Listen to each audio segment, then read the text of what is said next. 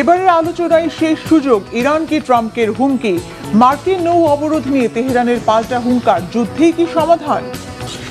ইসরায়েলকে সুরক্ষা দিতে মার্কিন অস্ত্রের মজুদে টান, পেন্টাগনের গোপন তথ্য ফাঁস, দলে দলে দেশ ছাড়ছেন কেন ইসরায়েলিরা? হুঙ্কার আমলে না নিলে ইরানের বিরুদ্ধে কি ব্যবস্থা নিতে পারে আমেরিকা, যে ভুল এড়িয়ে এখনো তুলনামূলক নিরাপদে আছেন ট্রাম্প? এবার ইরানকে শেষ সুযোগ দেওয়ার হুঙ্কার দিয়েছেন মার্কিন প্রেসিডেন্ট ডোনাল্ড ট্রাম্প। হুঁশিয়ার করে বলেছেন, চলমান আলোচনায় সমঝোতা না হলে আর সুযোগ পাবে না তেহরান।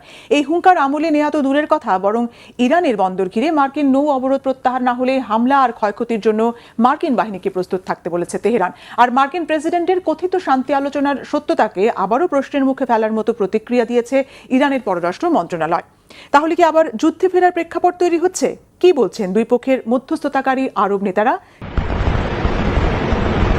অস্ত্রের লড়াইয়ে ইরানের কাছে বারবার নাস্তানাবুদ অবস্থা আড়াল করতে হঠাৎ করেই যুদ্ধ থামিয়ে আলোচনায় সমাধানের জন্য ব্যতিব্যস্ত হয়ে পড়েন মার্কিন প্রেসিডেন্ট ডোনাল্ড ট্রাম্প।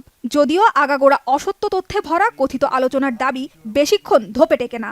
যেন প্রতিবারই প্রেসিডেন্ট ট্রাম্পের বায়বীয় দাবির মুখে সপাটে চড় বসাচ্ছে ইরান। কোনো রাগঢাক না রেখে প্রায় প্রতিদিনই বিভিন্ন সুযোগে তেহরান জানিয়ে দিচ্ছে যুক্তরাষ্ট্রের সাথে কোনো ধরনের আলোচনা চলছে না, যা গত 3 মাস ধরে ইরান আমেরিকা সমঝোতা খেলার পুনরাবৃত্তি বলেই মনে হচ্ছে। এখন পর্যন্ত যার ফলাফল শূন্য। দড়ি টানাটানি চলছে যুদ্ধ আর শান্তির মধ্যে।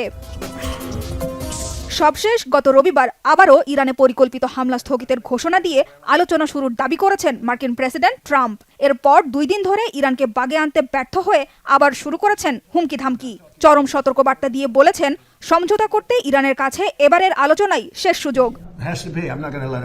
সৌদি আরব, সংযুক্ত আরব আমিরাত, কাতার সহ অন্যান্যদের সমর্থনে ইরানের সাথে আলোচনা চলছে। আলোচনায় অংশ নেওয়া দেশগুলো ছাড়াও বিভিন্ন দেশের নেতারা ইরানকে শেষ সুযোগ দিতে আমাকে অনুরোধ জানিয়েছে। আমি এতে রাজি হয়েছি। তবে শেষ পর্যন্ত চুক্তি না হলে ইরান শিরচ্ছেদের মতো পরিস্থিতির মুখোমুখি হবে। সমঝোতা আলোচনা নিয়ে মার্কিন প্রেসিডেন্টের দাবির পক্ষে সাফাই দিয়েছে মধ্যপ্রাচ্যে আমেরিকার মিত্র কাতার। দেশটির পররাষ্ট্র মন্ত্রণালয়ের মুখপাত্র মাজেদ আল আনসারি জানিয়েছেন, যুক্তরাষ্ট্র ইরান যুদ্ধে স্থায়ী সমাধানের চেষ্টা চালিয়ে যাচ্ছে মধ্যস্থতাকারী দেশগুলো। আমরা একটি চুক্তিতে পৌঁছানোর চেষ্টা চালাচ্ছি। আলোচনার বর্তমান পরিস্থিতি বলতে গেলে এখন দুই পক্ষকেই আলোচনায় ফেরানোর চেষ্টা করছি। মধ্যস্থতাকারী হিসেবে কাতার, পাকিস্তান আর ওমান একসাথে কাজ করছে। আমরা দুই পক্ষের বার্তা বিনিময়ের মাধ্যম হিসেবে কাজ করছি। বরাবরের মতোই যুক্তরাষ্ট্রের সাথে কোনো ধরনের আলোচনার খবর অস্বীকার করেছে খামেনির দেশ। ইরানের পররাষ্ট্র মন্ত্রণালয়ের মুখপাত্র ইসমাইল বাঘাই আবারও জানিয়েছেন, এই মুহূর্তে হরমুজ প্রণালীতে নিরাপদ নৌ চলাচল নিশ্চিতের লক্ষ্যে একটি অস্থায়ী পথ নিয়ে ওমানের সাথে আলোচনা চলছে। হরমুজ প্রণালীতে ইরানের বন্দরগুলোতে ওয়াশিংটনের অবৈধ নৌ অবরোধ তুলে না নিলে মার্কিন জাহাজ ও সেনাবাহিনী গুরুতর ঝুঁকির মুখে পড়বে বলে হুঁশিয়ার করেছেন ইরানের সামরিক উপদেষ্টা মোহসেন রেজাই। এদিকে কিয়েভের পক্ষ থেকে ক্ষমা চাওয়া গ্রহণ করে পূর্ব ঘোষিত ইউক্রেনের 3টি অবস্থানে হামলার পরিকল্পনা আপাতত বাতিল হয়েছে বলে আশ্বস্ত করেছে তেহরান। গত 25 জুলাই কাস্পিয়ান সাগরে ইরানের জাহাজে ইউক্রেনের হামলার জবাবে এই হুমকি দিয়েছিল ইরান, যার মধ্য দিয়ে যুদ্ধের 5 মাস পরও সামরিক সক্ষমতা অটুট থাকার বার্তা দিয়েছিল তেহরান। ঘোলাটে এই পরিস্থিতিতে ইরানের প্রেসিডেন্ট মাসুদ পেজেশকিয়ান জানিয়েছেন, দেশে দেশে যুদ্ধ ছড়িয়ে দিতে চায় না তেহরান, তবে দেশের সীমান্ত রক্ষায় ইরানিরা এক চুল পরিমাণ ছাড় দেবে না বলেও সতর্ক করেছেন তিনি। আপাতত ইরান আমেরিকার মধ্যে সরাসরি পাল্টাপাল্টি হামলা বন্ধ থাকলেও কিছুতেই থামছে না সৌদি আরব ও ইয়েমেনের সংঘাত। মঙ্গলবার ইয়েমেন থেকে সৌদির দক্ষিণ নাজরান বিমানবন্দরে ড্রোন হামলার দাবি করেছে ইরান সমর্থিত হুথি বিদ্রোহীরা। হুথি মুখপাত্র ইয়াহিয়া সারি বলেছেন, সাদা ও হাজ্জা প্রদেশের ওপর দিয়ে সৌদি ড্রোন ইয়েমেনের আকাশসীমা লঙ্ঘন করার জবাব এটি। এদিকে ইরানকে শেষ সুযোগ দেওয়ার হুঙ্কার দিলেও যুদ্ধের ময়দান থেকে মান সম্মান নিয়ে সরে যাওয়ার কোনো পরিকল্পনা প্রস্তুত রেখেছেন কি মার্কিন প্রেসিডেন্ট ডোনাল্ড ট্রাম্প? ইরানকে হুমকি দেওয়ার পর থেকেই এমন প্রশ্নই ঘুরপাক খাচ্ছে। বিশ্লেষকদের মতে, ভিন দেশে যুদ্ধ করতে গিয়ে পূর্বসূরি মার্কিন প্রেসিডেন্টদের করা গুরুতর একটি ভুল থেকে এখনো নিজেকে সামনে রেখেছেন প্রেসিডেন্ট ট্রাম্প। কি সেই ভুল? ট্রাম্পের হুঙ্কার আমলে না নিলে ইরানে মার্কিন স্থল অভিযানের আশঙ্কা আছে কি? ইরান যুদ্ধ শুরুর পর 5 মাস পেরিয়ে 6ষ্ঠ মাস চলছে। এই মধ্যবর্তী সময়ে যুদ্ধবিরতি কার্যকর আর শান্তি আলোচনায় অগ্রগতির দাবি করা মার্কিন প্রেসিডেন্ট ডোনাল্ড ট্রাম্প নিজের কথারই বরখেলাপ করছেন নিয়মিত। সিদ্ধান্তে অটুট থাকতে না পারায় ইরানে হামলার নির্দেশ দিয়েছেন। প্রবল প্রতিরোধে নাস্তানাবুদ হয়ে সাময়িক বিরতিতে গেছে চাপিয়ে দেওয়ার যুদ্ধ।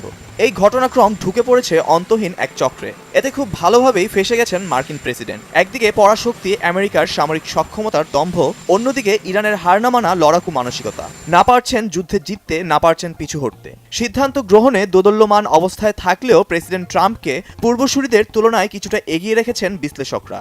ইরান যুদ্ধ নিয়ে সিদ্ধান্তহীনতায় ভুগলেও কেন তিনি তুলনামূলক সুবিধাজনক অবস্থায় আছেন? অনিশ্চিত গন্তব্যের এই যুদ্ধে কোন ভুলটি তিনি এখনো করেননি?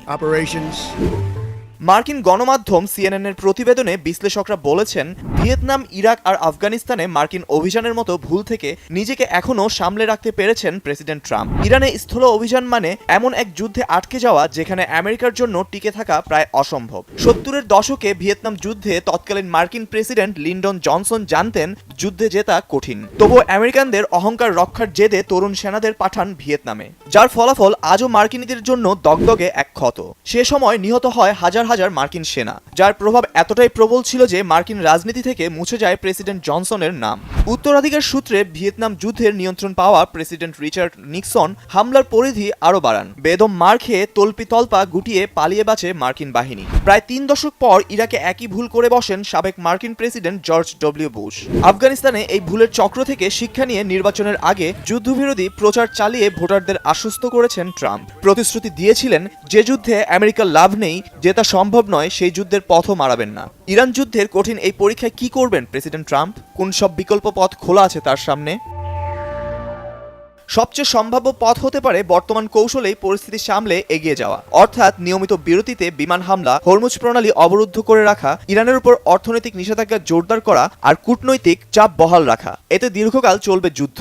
লজ্জাজনক পরাজয় এড়ানো গেলেও জয় পাবে না কোনো পক্ষই, যদিও এর কুপ্রভাব সামলাতে হবে বৈশ্বিক জ্বালানি সরবরাহ আর অর্থনীতিকে। যুদ্ধ দীর্ঘকাল চললে মার্কিনীদের উপর চেপে বসবে অর্থনৈতিক দুর্দশার বোঝা। একই সাথে বাড়বে মার্কিন সেনা হতাহতের ঝুঁকি।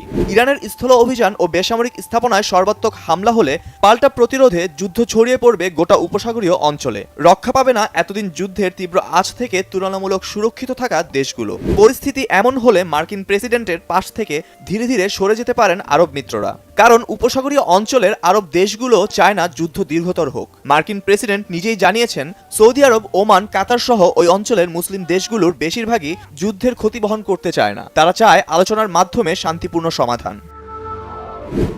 ইরানে হামলা চালিয়ে যুক্তরাষ্ট্রের অপ্রত্যাশিত বিপাকে জড়িয়ে পড়ার পেছনে ইসরায়েলের উস্কানি আর সূক্ষ্ম চক্রান্তকেও দুষছেন কোনো বিশ্লেষক। মার্কিন প্রেসিডেন্ট ট্রাম্পের মান সম্মানকে প্রশ্নের মুখে ফেলে দেয়া এই যুদ্ধে একটা পথই খোলা রেখেছে তেহরান, আর তা হচ্ছে ইরানের দাবি মেনে আলোচনায় ভর করে যুদ্ধের ইতি টেনে মধ্যপ্রাচ্য থেকে বিদায় নেয়া। আর তা না হলে চলবে অন্তহীন এক যুদ্ধ, যার উপহার হিসেবে প্রেসিডেন্ট ট্রাম্পের অবধারিতভাবে কপালে জুটবে মার্কিন সেনাদের প্রাণহানি, অর্থনৈতিক ক্ষতি এবং নির্বাচনের আগে জনপ্রিয়তার অপ্রত্যাশিত ধস। যদিও কারো কারো ধারণা, ইরানের দাবি মেনে যুদ্ধ থেকে সরলে মুখ লুকানোর জায়গা পাবেন না মার্কিন প্রেসিডেন্ট। ভেঙে চুরমার হবে পরাশক্তি আমেরিকার দম্ভের দেয়াল। তাই তুলনামূলক কম মাসুল দিতে হয় এমন পথে এগুনো ছাড়া প্রেসিডেন্ট ট্রাম্পের সামনে আর বিকল্প নেই। রাশিয়া আর ইউক্রেনের পাল্টাপাল্টি হামলায় শিশুসহ অন্তত 22 জন নিহত হয়েছে। এদের মধ্যে দুই দেশেরই 11 জন করে নাগরিক রয়েছে। এদিকে পূর্ব ইউক্রেনের আরও 2টি বসতি দখলের দাবি করেছে রাশিয়া। সোমবার রাশিয়ার কৃষ্ণসাগর উপকূলের অবকাশকালীন শহর গেলেনচিকের কাছে হামলা চালায় ইউক্রেন। সেখানে ড্রোনের ধ্বংসাবশেষ পড়ে 7 রুশ নাগরিক নিহত হয়। আহত হয় অন্তত 40 জন। ইউক্রেনের হামলায় ক্রিমিয়ায় নিহত হয়েছে আরও 4 রুশ নাগরিক। রাশিয়ার পাল্টা হামলায় ইউক্রেনের দিনিপ্রো পেট্রোভস্ক অঞ্চলে অন্তত 3 জন নিহত হয়েছে। নিহতদের মধ্যে একজন জরুরি সেবাকর্মী এবং তার 8 বছর বয়সী ছেলে রয়েছে। এছাড়া রাতভর ইউক্রেনের হামলায় জাপোরিঝিয়ায় অন্তত 8 জন নিহত হয়েছে। নিহতদের মধ্যে 2 শিশুও রয়েছেন। এই পরিস্থিতির মধ্যে ইউক্রেনের খার্কিভ অঞ্চলের বিলি কোলোদিয়াজ এবং উজপেকিনাভ নামের 2টি বসতি দখল করেছে রুশ বাহিনী। ইরানের ক্ষেপণাস্ত্র হামলা থেকে ইসরায়েলকে রক্ষা করার মতো পর্যাপ্ত অস্ত্রের মজুদ যুক্তরাষ্ট্রের হাতে নেই। ইসরায়েলিদের বুকে কাঁপন ধরিয়ে দেয়া এমন আতঙ্কজনক খবর দিয়ে সতর্ক করেছেন মার্কিন সামরিক বাহিনীর শীর্ষস্থানীয় এক জেনারেল। যদিও এটি ছিল মার্কিন প্রতিরক্ষা বিভাগ পেন্টাগনে পাঠানো গোপন এক বার্তা। এটি ফাঁস হয়ে পড়ায় তোলপাড় চলছে ইসরায়েল আর যুক্তরাষ্ট্র সরকারের অন্দরমহলে। যুক্তরাষ্ট্রের পরম মিত্র ইসরায়েলের সুরক্ষা এভাবে হুমকিতে পড়ার পেছনে যুক্তরাষ্ট্রের সামরিক কৌশল পরিবর্তনের দিকে ইঙ্গিত করেছেন অনেক বিশ্লেষক। যে অস্ত্রের ঝনঝনানিতে বিশ্বজুড়ে একচ্ছত্র দাপট দেখায় মার্কিন যুক্তরাষ্ট্র, আজ সেই মহাশক্তিধরের ভাণ্ডারেই টান পড়েছে। বন্ধুরাষ্ট্র ইসরায়েলকে বাঁচাতে গিয়ে যুক্তরাষ্ট্রের অস্ত্রভাণ্ডারই এখন ফুরিয়ে যাওয়ার শঙ্কায়। ইসরায়েলকে ইরানি ক্ষেপণাস্ত্র হামলা থেকে রক্ষা করার মতো পর্যাপ্ত অস্ত্র যুক্তরাষ্ট্রের হাতে নেই বলে সতর্ক করেছেন মার্কিন সামরিক বাহিনীর এক শীর্ষ জেনারেল। বিষয়টি নিয়ে পেন্টাগনে পাঠানো এক গোপন বার্তা ফাঁস হওয়ার পর তা প্রকাশ্যে এসেছে। মার্কিন সংবাদমাধ্যম ওয়াশিংটন পোস্টের এক প্রতিবেদনে বলা হয়েছে, ইসরায়েলের প্রতিরক্ষায় দীর্ঘদিন ধরে পূর্ব ভূমধ্যসাগরে যুক্তরাষ্ট্রের 5টি যুদ্ধজাহাজ মোতায়েন রয়েছে। এসব জাহাজে শক্তিশালী রাডার ও ক্ষেপণাস্ত্র প্রতিরক্ষা ব্যবস্থা রয়েছে। কিন্তু ইরানে অবরোধ জারির কারণে মার্কিন সামরিক সম্পদ এখন মধ্যপ্রাচ্য জুড়ে ছড়িয়ে পড়েছে। মার্কিন ইউরোপীয় কমান্ডের প্রধান জেনারেল অ্যালেক্সাস গ্রিনকুইচ সতর্ক করে বলেছেন, প্রেসিডেন্ট ডোনাল্ড ট্রাম্পের ইরানকে ঘিরে নৌ অবরোধের কারণে যুক্তরাষ্ট্রের সামরিক সম্পদ ছড়িয়ে পড়েছে। এতে ইসরায়েলকে প্রতিরক্ষায় প্রয়োজনীয় সহায়তা দেওয়ার সক্ষমতা কমে যেতে পারে। অস্ত্র সংকটের কারণে ইউরোপে অবস্থানরত মার্কিন বাহিনীকে ইসরায়েলের পরিবর্তে নিজেদের নিরাপত্তাকে অগ্রাধিকার দিতে হতে পারে বলে জানিয়েছেন গ্রিনকুইচ। সামরিক সরঞ্জামের জৌলুস দেখানো মার্কিন বাহিনী কেন এমন অস্ত্র সংকটে, তারই বিশ্লেষণ করেছে মার্কিন গবেষণা প্রতিষ্ঠান centre for strategic and international studies. 31 July প্রকাশিত এক প্রতিবেদনে যুক্তরাষ্ট্রের অস্ত্র মজুদ কমে আসার পেছনে একাধিক কারণ উল্লেখ করে সংস্থাটি, যেখানে ইরান যুদ্ধের পাশাপাশি যুক্তরাষ্ট্রের সামরিক কৌশল পরিবর্তনকেও দায়ী করা হয়। স্নায়ুযুদ্ধ পরবর্তী সময়ে মার্কিন সামরিক কৌশল বদলে যায়। সোভিয়েত ইউনিয়নের মতো বিশাল শক্তির বিরুদ্ধে লড়ার প্রস্তুতি ছেড়ে ছোট আঞ্চলিক শত্রু মোকাবেলা করার দিকে মনোযোগ দেয় যুক্তরাষ্ট্র। ফলে দীর্ঘমেয়াদে বিপুল অস্ত্র বানিয়ে রাখার কৌশল থেকে সরে আসে তারা। 1993 সালে মার্কিন প্রতিরক্ষা বাজেট কমাতে 51টি বড় প্রতিরক্ষা ঠিকাদার প্রতিষ্ঠান কমিয়ে মাত্র 5টিতে নিয়ে আসা হয়। ফলে হঠাৎ করে যুদ্ধের প্রয়োজনে উৎপাদন বাড়িয়ে দেওয়ার কোনো অতিরিক্ত সুযোগ তাদের কারখানায় রাখা হয়নি। মার্কিন সামরিক বাজেটে এখন ক্ষেপণাস্ত্র বা গোলাবারুদের চেয়ে বড় বড় প্ল্যাটফর্ম যেমন যুদ্ধবিমান, রণতরী ও ট্যাঙ্কের গুরুত্ব বেশি দেওয়া হয়, কেননা এসব শত্রু দমনে প্রদর্শনমুখী ভূমিকা রাখে। অন্যদিকে ক্ষেপণাস্ত্র তৈরি করে কোনো বাংকারে ফেলে রাখতে হয়, তাই বাজেটের সময় বারবার মিসাইল বা গোলাবারুদের বরাদ্দ কমানো হয়েছে।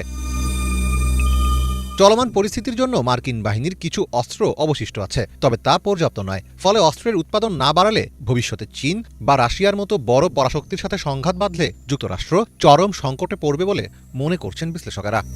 যুদ্ধ ও রাজনৈতিক অস্থিরতার মধ্যে থাকা ইসরায়েলে এবার দেখা দিয়েছে নতুন সংকট। খোদ ইসরায়েলের গবেষণা বলছে, দলে দলে দেশ ছাড়ছেন রেকর্ড সংখ্যক ইসরায়েলি। দেশত্যাগীদের মধ্যে ডাক্তার, ইঞ্জিনিয়ার, প্রযুক্তিবিদ সহ উচ্চশিক্ষিত জনগোষ্ঠীর ব্যাপক উপস্থিতি বাড়াচ্ছে উদ্বেগ, যার গভীর প্রভাব পড়তে পারে অর্থনীতি, জনশক্তি আর জাতীয় নিরাপত্তায়। কোন আতঙ্কে দেশ ছাড়ার এমন হিড়িক? ইসরায়েলের ভবিষ্যৎ নিয়ে ভয়ঙ্কর কিছু আশঙ্কা করছেন কি তারা? দীর্ঘস্থায়ী যুদ্ধ ও সংঘাতের জেরে দেশ ছাড়ছে রেকর্ড সংখ্যক ইসরায়েলি। গাজা, লেবানন, ইরানে একের পর এক যুদ্ধের প্রেক্ষাপটে নাগরিকদের বিদেশে চলে যাওয়ার প্রবণতা ব্যাপক হারে বাড়ছে। তেল আবিব বিশ্ববিদ্যালয়ের গবেষকদের নতুন এক গবেষণায় বলা হয়েছে, 2025 সালে প্রায় 45 থেকে 50 হাজার ইসরায়েলি দেশ ছেড়েছে। এই ধারা অব্যাহত থাকলে তা ভবিষ্যতে দেশটির নিরাপত্তা, অর্থনীতি এবং জনসংখ্যাগত ভারসাম্যের উপর নেতিবাচক প্রভাব ফেলতে পারে বলে গবেষণায় সতর্ক করা হয়েছে। টাইমস অব ইসরায়েলের প্রতিবেদনে বলা হয়েছে, গবেষণার বিশ্লেষণ অনুযায়ী 2023 ও 2024 সালে প্রায় 50 হাজার করে ইসরায়েলি অন্তত এক বছরের জন্য দেশ ছেড়েছিলেন। 2025 সালের সরকারি চূড়ান্ত তথ্য 2027 সালের আগে প্রকাশিত হবে না। তাই গবেষকরা ইসরায়েলের কেন্দ্রীয় পরিসংখ্যান ব্যুরোর ভ্রমণ সংক্রান্ত তথ্য বিশ্লেষণ করে সম্ভাব্য চিত্র তুলে ধরেছেন।